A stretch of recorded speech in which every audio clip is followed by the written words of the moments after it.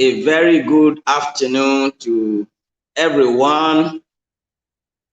With great joy, I welcome you to this Life as Advancement and Business series.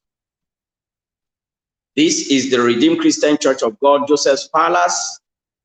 And because of the instruction from our Redeemer, Jesus Christ, to all believers that we should go and occupy until he comes.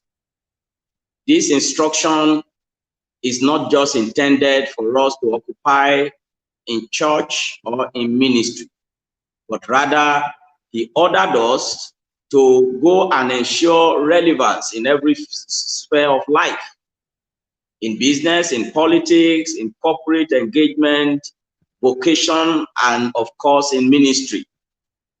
It is in the light of this that we are presenting an opportunity to our team members and followers to acquire effective strategies and wisdom that is required for positive impact in our choosing businesses. This we are doing through Life Advancement and Business series.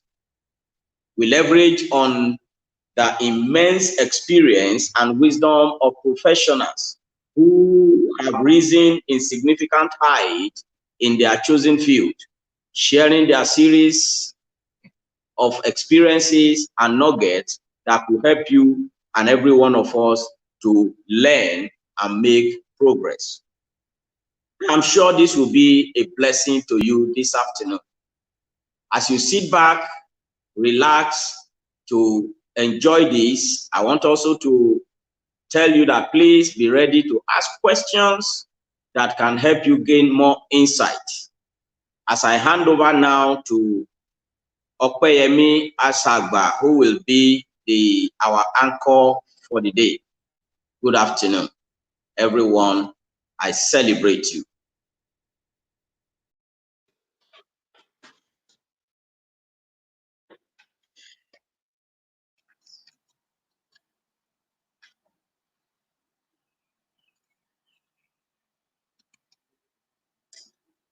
Thank you, Pastor Felix.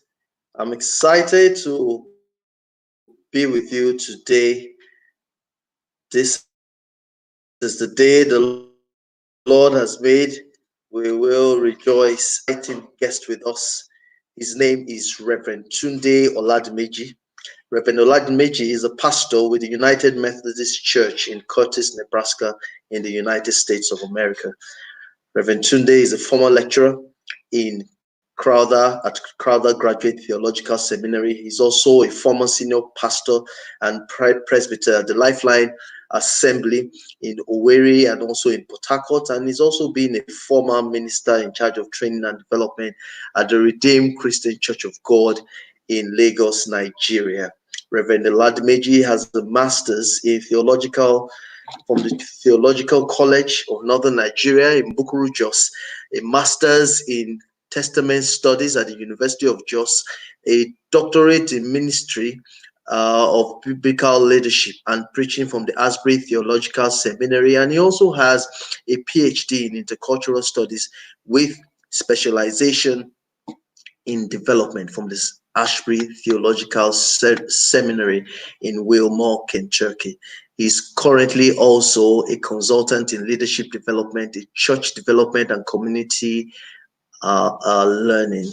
Reverend Tunde is happily married to his wonderful wife, Lami, and they have 5 fantastic children, Sophie, Jubilee, Jethro, and Jesse. I'd like to welcome Pastor Tunde Oladimeji as he joins us this morning. Reverend Oladimeji, you're very, very welcome this morning. Good morning, my dear brother, Opeyemi. May the Lord bless you. Just a few corrections. I don't have 5 children, I have 4.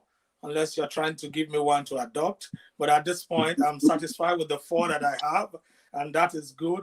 I want to especially thank our dear pastor, our dear brother and friend, and elder brother, Pastor Felix Oni, for this wonderful opportunity.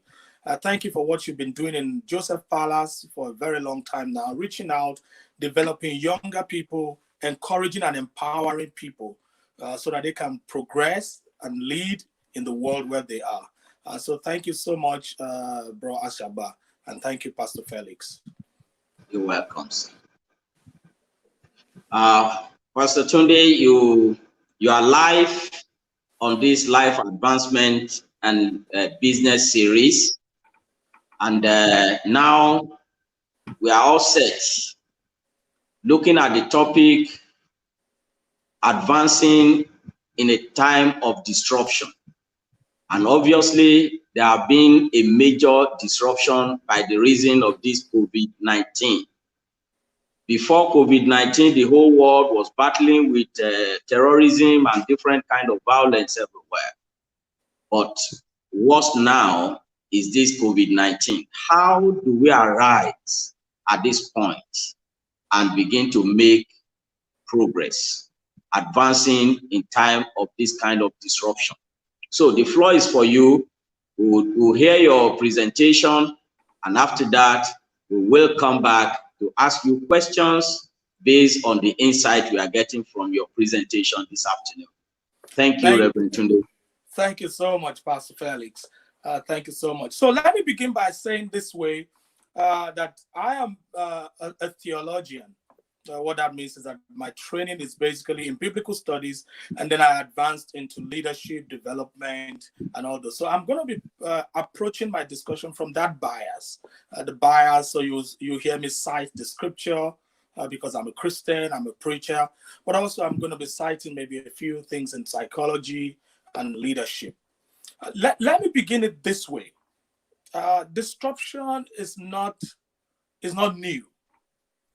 The reason why it's looking new is because many people have not been paying attention to what's been going on in the world. Disruption has always been part of our history. The only thing is that we've got to a point in our lives where we thought that nothing can shake us. I tell my friends in the US here, I say, you know, the United States have got to that point where we always believe that everything can be handled. We have FBI, we have CIA, we have the best military, and everything is settled, no problems. In two months ago, the president of the United States, Donald Trump, I like him so much, he was talking about the best economy in the world that the world had ever seen. You know, the stock market going up, everything was just going high. People were buying boats and cars and houses and planning for a powerful summer. And suddenly something happened. It was like a joke. At some point they said, oh, don't worry, things are gonna, it won't come here. You know, we'll find it out, we'll sort it out. And suddenly it came. Before everyone knew, New York was engulfed, California was engulfed, you know, Los Angeles, California, Chicago, and it was just going everywhere to an extent. And I'm sorry to say, for those of my friends who may be watching this after, you know, the Donald Trump that used to talk very loud and very confident and very, you know, assertive, suddenly became humble. So disruption has a way of humbling us. Suddenly is listening to the professionals. Suddenly is coming down. And I've seen many people as a pastor who have planned their ways. Everything is planned. Holidays are settled. Flights have been booked. And suddenly things canceled. This is my 8th week, I think, staying at home. I'm going to be doing a church service this morning. You are in the afternoon. We are still in the morning, live. You know, I'm going to be doing it through this kind of media, and people will join in. What an interesting thing. So I think if there's anything you want to pick, first of all, because I'm just reflecting on different ideas that I have. I'm not giving a lecture or preaching a sermon. I'm just reflecting. The first thing I would like you to know is that, you know, there's a way disruption makes us very humble. It keeps us down because all the plans and all the, you know, foreseeing and all the things we thought we've had handled suddenly escapes from our front. And we're like, okay, what am I going to do with this? And so if there's anything that I really like about this disruption that has happened, is that somehow some people are realizing that human beings are human beings. Human beings are never going to be God. There's no time you're going to be able to handle everything in your life.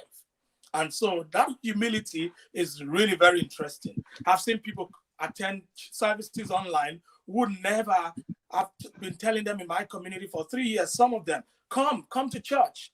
And they're like, oh, we don't have time. We have to go for fishing. We have to go for children's sports and all those things. Suddenly, everything stopped. And now they are coming to church by force. Because now they don't have anywhere to go. There is no football. There's no baseball. There's no basketball.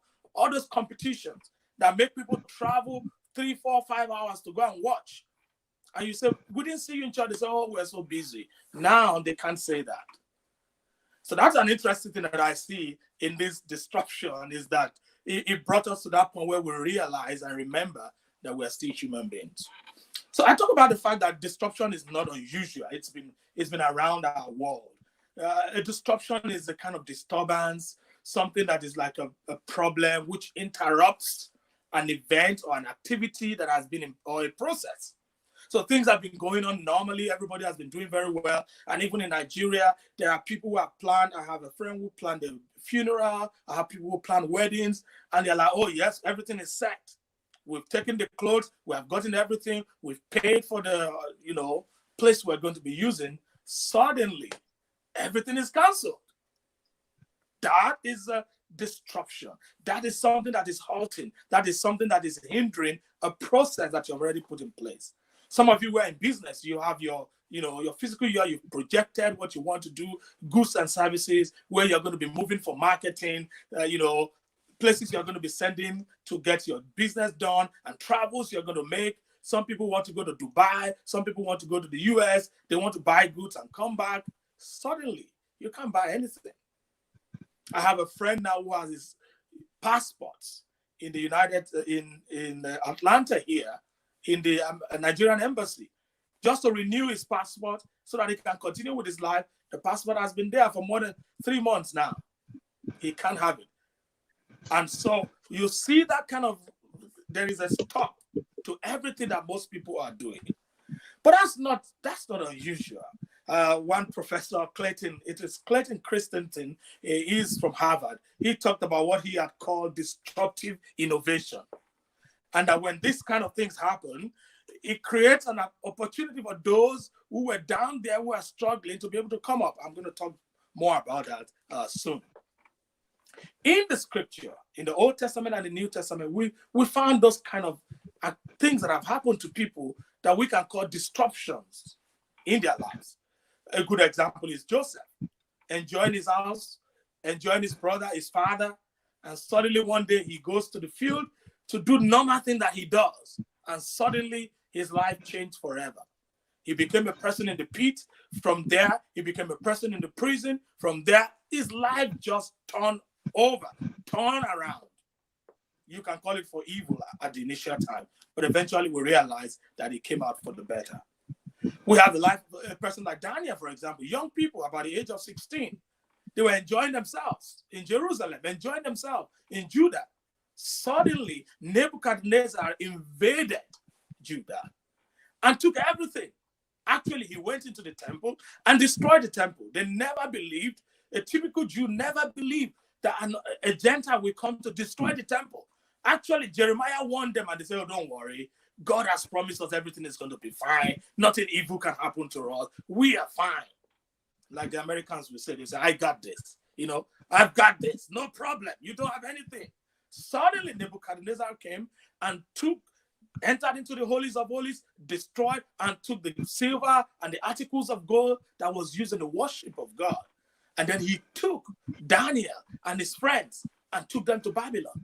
And their lives were disrupted. But we know the rest of the story. In the midst of that disruption, something happened that eventually transformed the life of Daniel and his friends. And that's what I'm talking about. And I'm going to talk about that in a little more while. Another person we can talk about is Mary. Mary was living her life, a teenage girl, enjoying her life. Like we'll say in Lagos, Jeje, enjoying her life, Jeje. No problem. Suddenly an angel shows up and says, oh, you're highly favored. You will have a child. The name of the child is going to be called Jesus. And he will save his people from for their sins. And Mary's like, how can this happen? I don't know a man. How can this happen? And the angel said, the power of God will come upon you. The power from on high will overshadow you.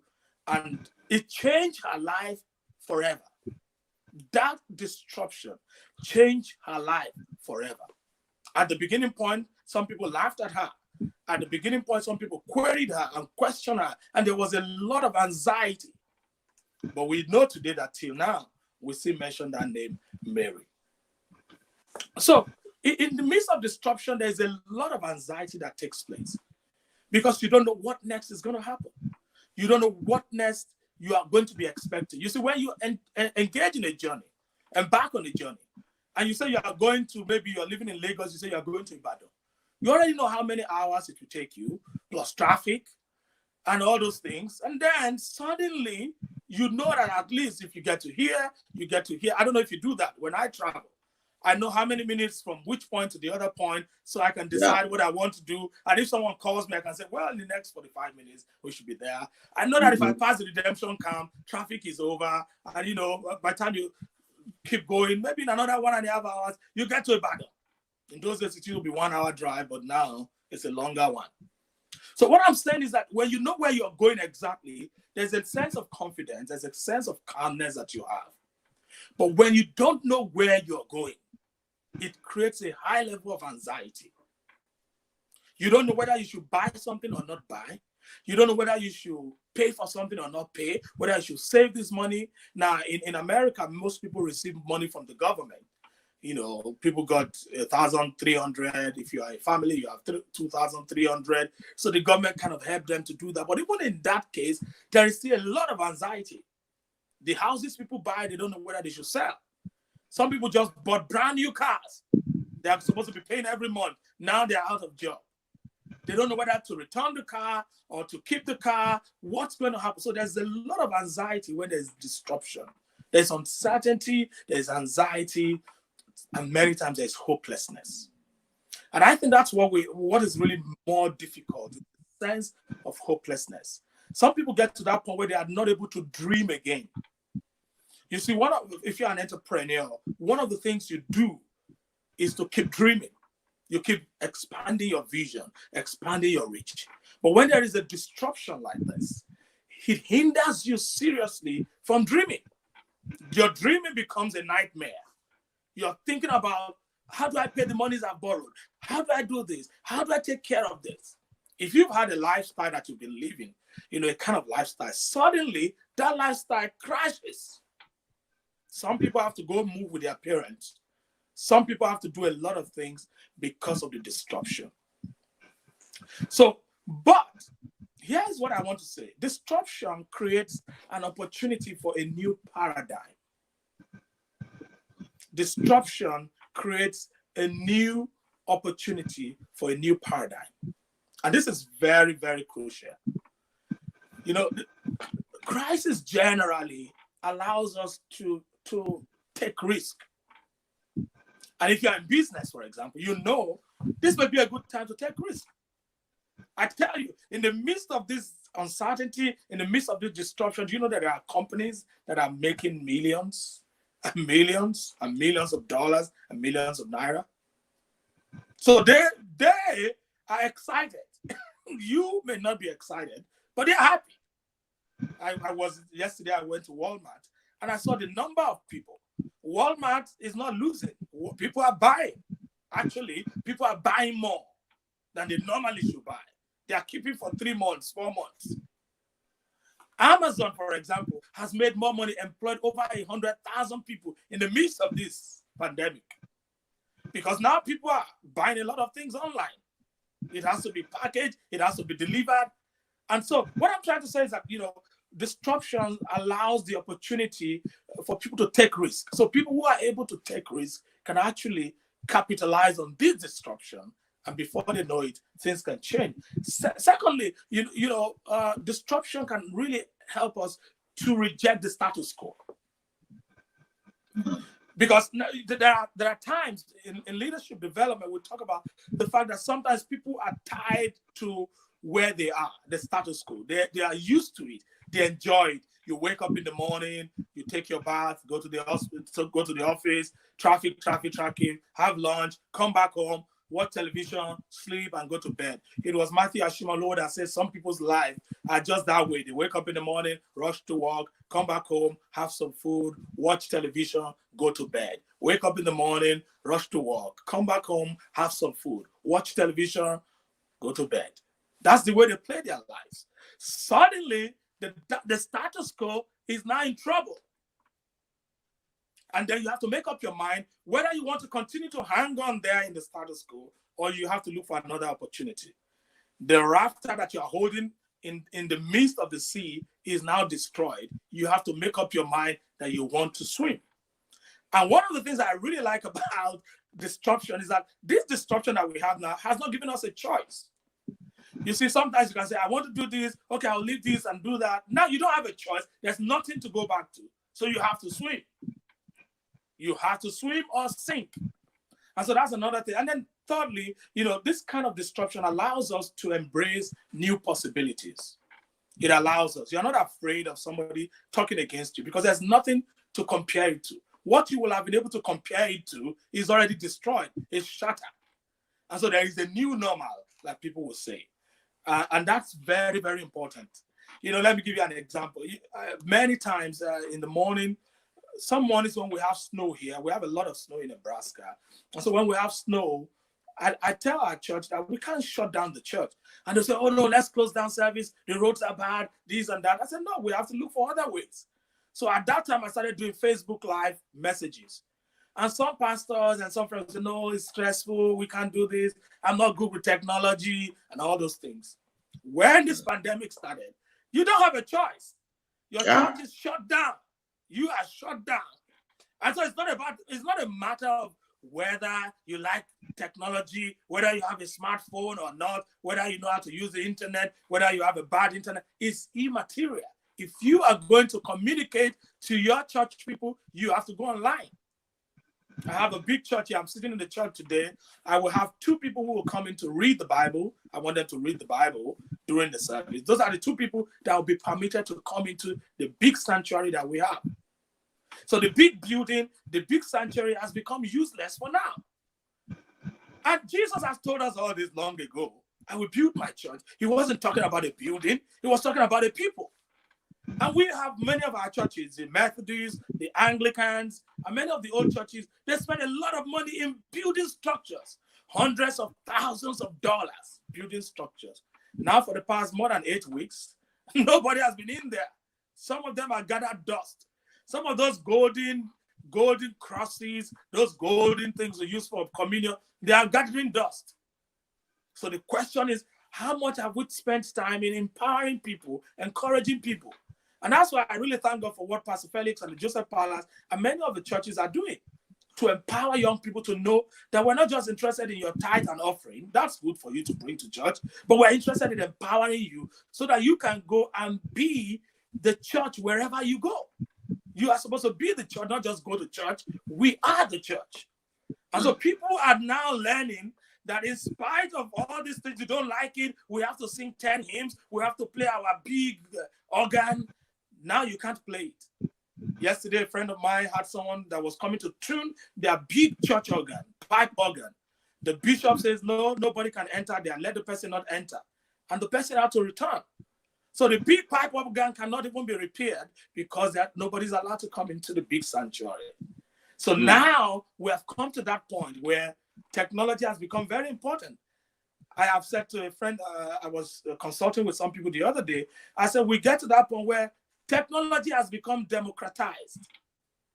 In those days, only the rich people, the rich pastors, the rich churches can go online, can go on the internet, can go to the world using TV, and you pay all this money. Now, every church that has 10 members, 15 members, they can have their website or have something on Facebook or what we're doing now. So there's no excuse.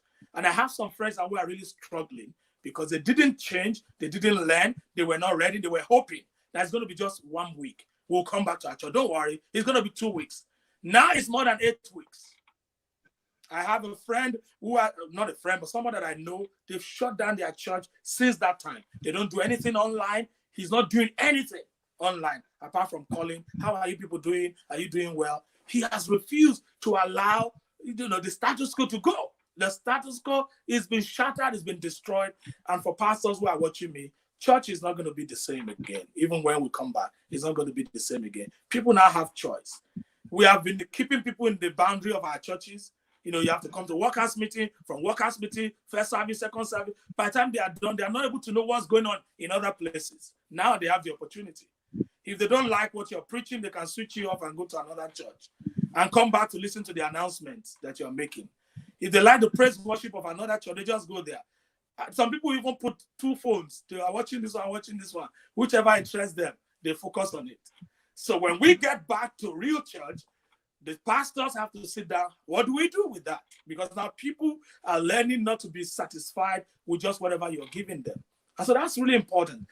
And so here is my encouraging word. Because of time, I'm going to give you an encouraging word.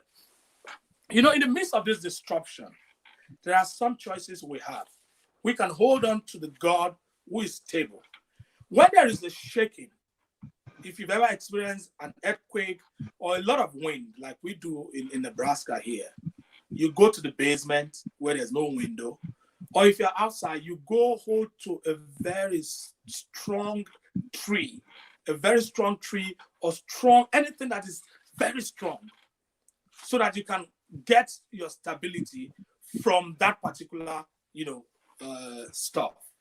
What I'm saying is that because things are so shaky at this time, the only opportunity you have is to hook up yourself to the one who does not shake, who does not change. I am the Lord, I do not change. That is why you, the descendants of Jacob, are not consumed. That's what it says in Malachi. It is because it does not change. That's why the children of Jacob are not consumed.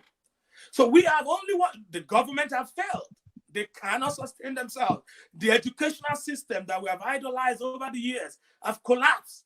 The money system, the traveling system. Some people, if you don't like something, you just check out. They go to America or go to Dubai to go and enjoy their lives. Now you can't even travel. If you want to travel now, you cannot travel. You are stuck. Therefore, the question is, what do you do? The psalmist says, when my heart is overwhelmed, lead me to the rock that is higher than I. So we have to get to that point where we're able to hold on. What are the things that are the stable forces within your business, for example? Apart from linking up ourselves to God, holding on to God, who cannot fail in the midst of this. He doesn't shake. He doesn't move like shifting shadows. He's constant. He's powerful. You have to, as a business person, for example, begin to review your vision, your mission. What are the things in my business that are the solid thing that will not shake? What are the values that we can still hold on to that can help us? You see, there are some businesses that will never open again after we open up. They are just too weak and they will die. But there are some businesses that will survive. Those businesses are businesses that have very fundamental, strong points. They know why they are existing, for example. They know what they are here to do, and they are doing much more than just getting money. If all you do in your business is just to make money, you probably will not survive. But if your business goes beyond that, if there is something you are doing, impacting, bringing value, real values to people, then you're sure that you have something to hold on to in the midst of crisis. Look at what Job says. In Job chapter 14, it says, at least there is hope for a tree. If it is cut down, it will sprout again, and its shoots will not fail. Its root may grow old in the ground, and its stumps died in the soil, yet at the scent of water, it shall bud and put forth shoots like a plant. So I need to encourage you, if you're watching us today, there's hope for you.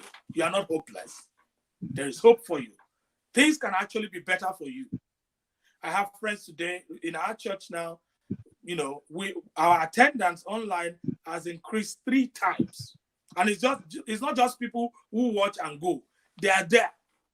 I did communion last week online, and there were people who were there. And I'll say, if you're ready, type amen. They are there all through the sermon, all through the communion time. We were at least 3 times the number we should have been. But I know that around me, some of my friends have talked about it. Some churches will never open again because they don't even have money. In our own church, rather than reducing our income, actually our income increased. Some people sent in more money. They were blessed, and they were not even members of our church. They sent in more money. So that when we are able to sit down and say, what is important? I have to sit down and say, what are the things that are unnecessary? I can't be singing 3 or 4 hymns now. Who is going to sing it with me? I have to reinvent what we are doing in ministry. So businesses that are able to reinvent themselves, keep to their values, will be able to say, oh, yes, we can go beyond that. Habakkuk said something in Habakkuk chapter 3, in verses 17 and 18. Though the fig tree does not bud, and there's no grapes on the vine, though the olive crop fails, he said, and the field produce no food, though there's no sheep in the pen and no cattle in the stalls, he said, yet I will rejoice in the Lord, and I will be joyful in the God, my Savior. So if you're a child of God, if you're a Christian, this is a good time for you to blossom. God is going to give you grace. God is going to give you strength so that you can stand firm and come out on the other side of this destruction, strong, confident that God has sent you. If God didn't send you something, throw it away. This is the time to throw away anything you don't need. Extra baggages, throw them away so that you can be light and be ready to move ahead. And that is really important. And so we have to create opportunities. There are online opportunities now for businesses. There are restaurants now here around us that do take home. They were not doing that before. You just park and they give you, you call them and they give you the things that you need. So these are people trying to look at different ways of reaching out to people. And this is really very important. Let me conclude here by applying some psychological stuff. There is a theory called cognitive behavioral therapy in mental health counseling. I take a few classes in mental health counseling. And one of those therapies is very, very, very useful in combating alcoholism and different issues. And one of the premise of that theory is that there is a problem. We'll target A. That's point A. That's the problem. There is the things that happen, the way things happen around, the result of that problem. We'll call it C. The argument is that between A and C is a B. And that people don't just die or do things or become depressed or anxious because of the problem in A. They actually die of anxiety and all those problems based on their belief of what happened in A. So what I'm saying is that the way you interpret what happens to you at the point A is what will actually determine what happens at point C. And so they say one of the things you have to do is to begin to dispute your belief. And say, this thing that I really believe, is it really true that if I don't do it this way, my business will crash? Is it really true that if I don't, cut corners, this will happen? These beliefs, you begin to challenge those beliefs, and then that will help you to be able to create what we call effective philosophy. You change your philosophy. So, for example, there is shutdown, but who says that I must go to people in order to sell my services? What about calling them? What about sending emails to them? What about doing packaging in such a way that is different? And for those of us in church ministry, we've seen it. I can do communion now online. In the Methodist Church in the US, that was banned. It was banned some years ago. But when the pandemic came up, nobody can do anything. They don't have a choice and to say, okay, please, if there's a way you can do it online so that everybody will be watching, please do it. And on Easter Day, Easter Sunday, I did online. And there were people who were like, oh no, how can we be taking communion online? I said, how do you believe if you are a Christian and you believe that the death of Jesus 2,000 years ago, somebody who died that you didn't see, they told you that he died and he shed his blood and his blood can cleanse you from all unrighteousness.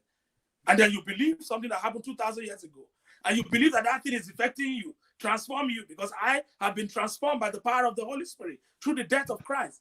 If you do believe that, why can't I believe that I can bless wine and bread and bless it through the media to your house, and you having faith will receive the same blessing and the same anointing?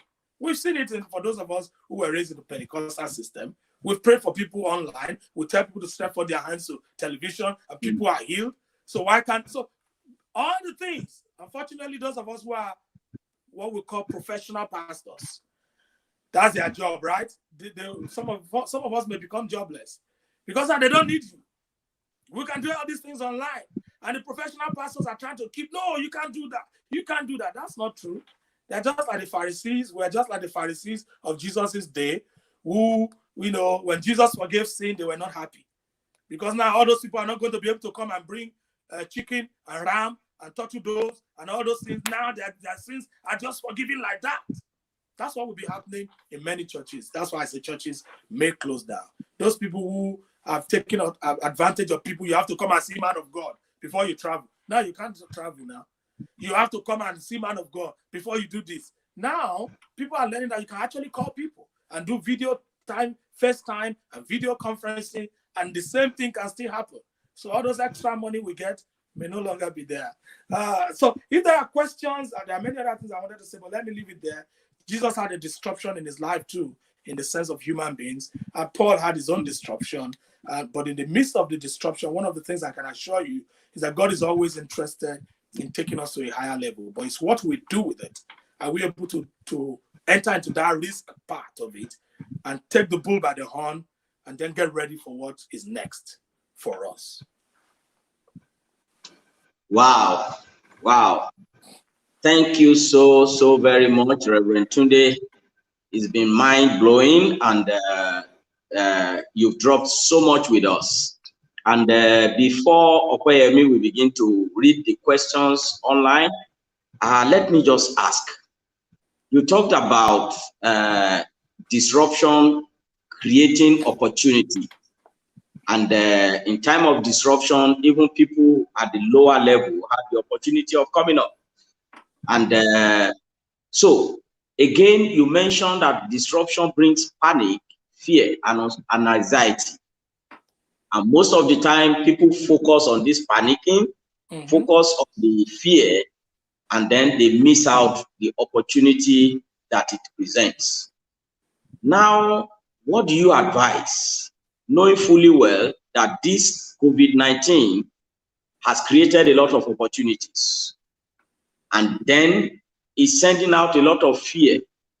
How do people manage the fear to be able to see the opportunity from the psychologist's point of view?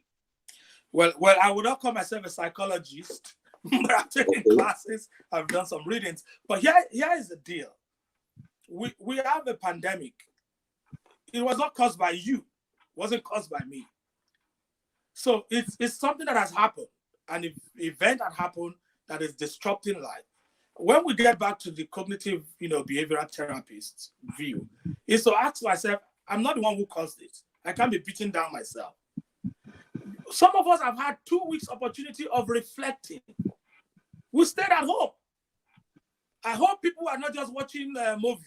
Now, I do watch movies, but if all you did with the 2 weeks you had is 3 weeks, some people even had 4 weeks, was to be watching movies and just chatting and talking, you've missed a big opportunity. I think that is a good time for people to reflect and ask the question, what can I do from now henceforth? So before I conclude with my answering of your question, even in an organization, there is what we call organizational graph. It goes this way and then goes this way and comes down. Every organization has a time of growth, and they continue to grow, and they may begin to plateau, and then they begin to lose growth, and then they die. Now, people have told us, people who are in the theories of change have told us that when an organization is trying to go down, there is something you can do. You bring up an intervention at that point. That intervention will make it to, instead of going down and dying, he goes up again. And many companies are doing that. The Toyota, Ford, even Apple have done that a number of times. What can we do to bring into this disruption that is creating death for us so that we can come up again and rise? So here will be my challenge, my challenge to anyone. You can decide on what you want to focus on. We have always said it before. You have a glass here. You can tell yourself, this is half full. This is a glass of water here. You can say it's half full or half empty. It depends on your perspective. So rather than complain and say, oh, this coronavirus, this COVID-19 is not hearing you. It's not going to do anything. Your duty is to say, okay, where can I turn to? And that's why I believe the first person you have to turn to is God. And I don't mean being born again. You know, everybody in Nigeria is born again. That's not what I'm talking about. I'm talking about real, genuine relationship and fellowshipping with God and saying, God, I'm stuck now. What can I do? And you would be amazed at the various ideas that you will have. And you cannot begin to brainstorm with that idea. So do not give up. Do not give up hope. Do not be discouraged. Yes, discouragement will come, but tell yourself, I didn't cause COVID-19. Other people are succeeding in other parts of the world. How can I capture the market? What can I do? What is it that I can do at this point to create value for somebody else? And then with prayer, we can push on. And you will be surprised that that thing can be very small.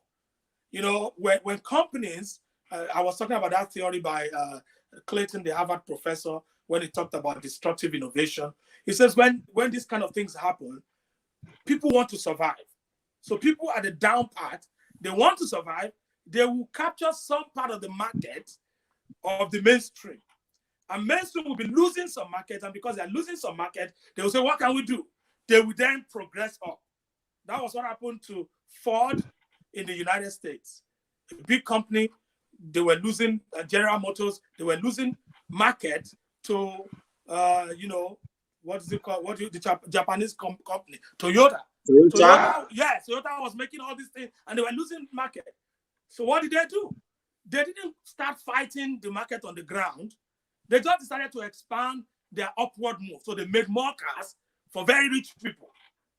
So they made all these other Ford Expano, Ford D's, that people who really want their ego to be fed, that can afford it, bought it. So they left the down market for Toyota. The same thing has happened to the South Korean company, Hyundai, or what do you call them? They are also fighting, taking some market from Toyota. So Toyota is now going up. Now Toyota has made Lexus. It's the product of Toyota. They are coming up. So you see that rather than see, oh, I've lost all these businesses. No, look for the markets. Some people are like, what are we going to do? Everyone wants to survive. In your area, in your field, it may mean going down lower than you were before to capture some market and feed those markets. Well, that's the marketing. Wow. Now we will allow questions from our audience, and I'm sure some of the questions would have gone to Opeyemi. So now we'll bring up Opeyemi, who will be fielding the questions from our audience. Thank you so very much, Reverend Tunde. It's awesome as we receive Opey now. Thank you. Yes. Thank you so much, Reverend Oladimeji. Wow, it's been a mind-blowing time. Learned so much from your presentation. So we have a couple of questions. People are asking a lot of questions. So one of the questions we have here is someone wants to know how families can advance during a type of disruption like this. How can families advance together in the terms of their relationship? Thank you so much for that question. I know that question is a very wide question and it can be approached from different perspectives. One of the things that I've been discovered is that the rate of divorce, I don't know what's happening in Nigeria, but in many parts of the world, the rate of divorce had increased. In China, actually, it went 4 times in Wuhan area. And in some parts of the world, it's been noticed. And one of the reasons for that is that the man who goes out in the morning and the wife goes out in the morning, now they are stuck at home. Those things that they didn't want to deal with, now they have to deal with it. When you are looking at each other for 24 hours, you have to deal with those issues. But there are some people who still are avoiding some of those issues. So I would say the first thing is to enjoy the presence of your spouse if you're married, for example, and your children. To know that you will never, probably, in another lifetime. The last time this kind of thing happened was about 110 years ago.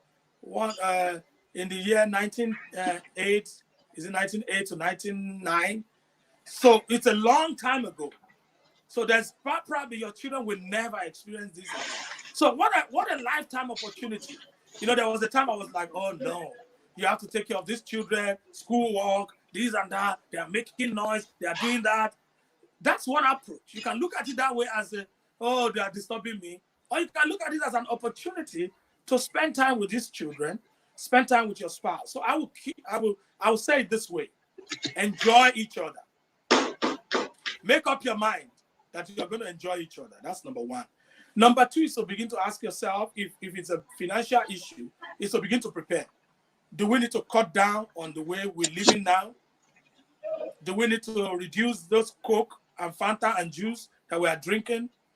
Do we need to cut down those unnecessary travels, expenses, so that because the repercussion of this COVID-19, in my own estimation, in Nigeria, is not yet complete. Now, in some states in the US, it's already getting to, dropping down. In my state, it's just beginning to climb. But in Nigeria, I will argue that it's beginning to climb. So the repercussion, we don't even know yet. But we know that oil has gone down, even before now. The crude oil has gone down. That's where Nigeria gets the foreign exchange from. So we will be expecting that some way or the other, the economy will be tighter. There will be a lot of financial problems. So I think one of the things that families should do is to begin to be proactive, planning before you go back and you receive a letter that your services are no longer required. You begin to ask yourself, what are my plan B? I tell people when I do counseling for them, different times, you have to have a plan A, a plan B, a plan C, a plan D. And I will ask people to write it down. It's not just thinking. Put those thoughts into paper and discuss with your spouse.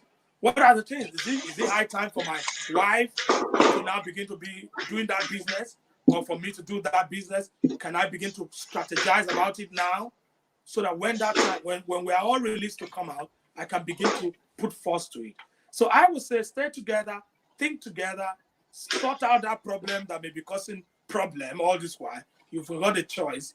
So now, I don't know if you stay with someone on the bed before you're married and you don't want to talk to her, she doesn't want to talk to you, you turn your back, she turns her back, and you look back and say, what did she say? This is time to now face each other and then talk. I think that would be the beginning point, even for financial breakthroughs otherwise. Begin to talk. Begin to talk. Fantastic. Thank you so much. Okay, maybe we can take one or two more questions. So someone is saying that you said professional pastors are dying.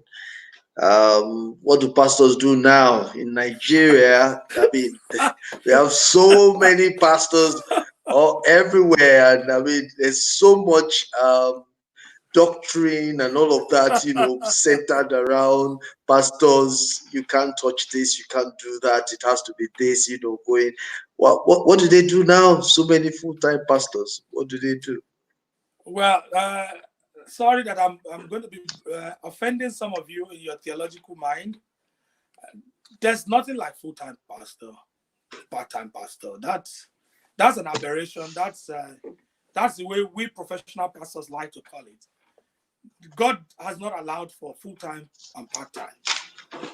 You're either in or you're out. That's the rule. And I think people have to go back now to revisiting that. There's no full-time, there's no part-time. Every one of us have been called as full-time pastors. Now, some of us are full-time pastors and we are like Pastor Felix, who are going to be marketers. But when you are in your marketing field, you are all still a full-time pastor. You see, that's part of the problem we have. One of the reasons for the corruption we have in Nigeria. This issue of bifurcation, you're distinguishing between secular and sacred. God doesn't do that. Everything is sacred to God. Everything you do, whatever you do in eating and drinking, Paul says, let it be to God's glory. So if I knew that my job in the civil service is God that puts me there, and I am in full service for God, I will not be asking somebody to bring bribe, because I will know that God is going to be marking my job. So the work we are doing is not just to hold in so that we can now come on Sunday and do church, and the rest of the week we'll now go and do whatever we want. So I think that is going to help us. For those of us who are full-time pastors, we're going to go back to revisiting our theology of work. And I'm not saying that if somebody is full-time, he necessarily will now say, oh, no, I don't want to do church work. The question is, what value are you bringing to people? You see, it's true. People have talked about it. Sam Adeyemi, in Nigeria has talked about that very much many times. That it is when you bring value, people pay you. And that's the truth. So if you're a pastor, a full-time pastor, and you're still bringing values to people, can you imagine a full-time pastor who is doing a job whereby he's encouraging people to explore opportunities for jobs? When people get those businesses and those jobs and those things, they will remember the person that gave them the idea. And they will come give the person money. That's why many pastors in Nigeria are richer than pastors in America. It's not just because people are collecting money from people. It's because people are being helped. And when people are being helped, they respond to that person. So don't be afraid. Don't panic. You just have to ask yourself, what values am I bringing to people? I can do Bible study online. I can do training online. I can help them with their marriages online. And then rather than have 10 full-time pastors pastoring 800 people, maybe we need to have 2. The rest of them should go and use their profession and bring a blessing to someone. We watched a movie just yesterday where a man had to resign from his full-time work to go back to being a lawyer to help people in his community. And I was telling my wife, I said, in those days, we'll say, oh, he has left the work of the Lord. If you are Yoruba, the way the Yoruba people call it, you have taken the work of God in full, which means that other people are free not to take it full. No, if you are a servant of God, if you have been called into the ministry, it's a full-time job. And that involves a lot of things. In my community here, I do a lot of things. I do singing. I go hospital visit, which is the work of a chaplain. I reach out to the police people, reach out to students, reach out to pastors. We do some trainings for pastors and all those things. These are things that I do. That I'm full-time pastor doesn't mean that I should work less than a bank executive. So if full-time pastor is a way of saying, I'm praying. You're praying 24 hours. Okay, if people give you money by praying, that's fine too. But I think God wants us to use everything that we have to reach out. So this is an opportunity for every full-time pastor here to engage in many things. Some of you are going to be good consultants. Some of you are going to be very good in helping people in marketing. Some of you are going to do a lot of good things, and you will still pray for people. You'll be able to go to offices and talk to people. So your ministry is expanded rather than being limited with this kind of pandemic. I tell you that.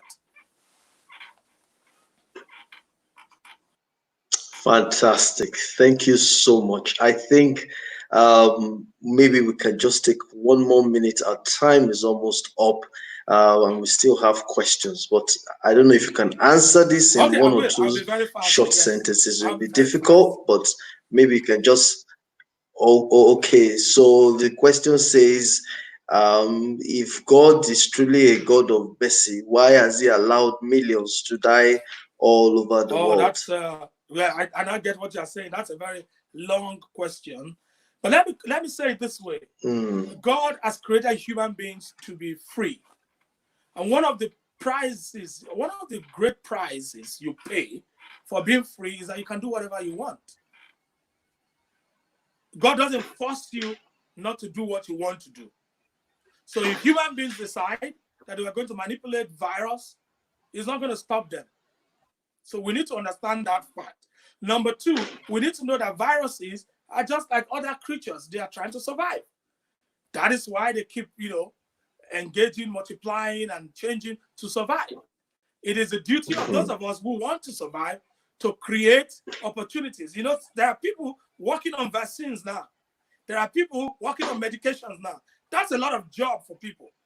Now, that's not to say that God is the one killing people. There's a difference between God allowing human beings to be free than saying it is God that caused it. I don't agree with that. The Bible doesn't agree with that. God does not cause the death of people. Viruses cause the death of people. And viruses wanted to survive, and human beings not doing what they need to do. If you know some of the stories with Chinese people there, that if they have done what they should have done, we will have contained it. But as we weep, as we grieve, God is grieving with us.